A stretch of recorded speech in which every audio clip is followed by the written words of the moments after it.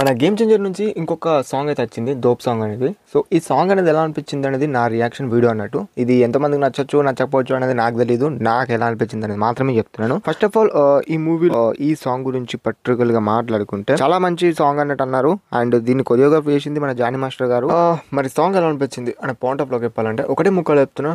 నాకు ఎలా అనిపించింది అంటే బాగానే ఉంది, మరీ అంత బాగుందని చెప్పలేను, మరీ అంత హై అని చెప్పలేను, మరీ అంత లో అని చెప్పలేను, ఒక మిడిల్ లా బాగుంది అని చెప్పుకోవచ్చు. ఈ సాంగ్ లో ఈ ప్రోమోలో 40 సెకండ్స్ వీడియోలో నేను అబ్జర్వ్ చేసింది ఏంది మనకు తెలిసిపోతుంది. ఒక అనుకుంటా ఆ లిరిక్స్ రావడం కానీ అది బాగా అనిపించింది. అండ్ ప్లస్ అక్కడ కాస్ట్యూమ్స్ మన రామ్ చరణ్ అంటే డ్రెస్ కానీ వచ్చు మన రామ్ చరణ్ గారు, హీరోయిన్ గారు, వీళ్ళందరూ ఈ డ్రెస్ చూసుకున్నా కొంచెం బాగా అనిపించింది. ఆ డ్రెస్సింగ్ స్టైల్ అనేది ఓకే. మన బ్యాక్గ్రౌండ్ కొంచెం చూసుకుంటే ఓకే అనిపించింది, ఓకే సెట్ అయితే అనిపించింది. మరి ఇంకొక నచ్చిన విషయం ఏంటంటే ఈ సాంగ్ లో మనకు బీజిఎం అయితే యాడ్ చేసిందని అనిపిస్తుంది.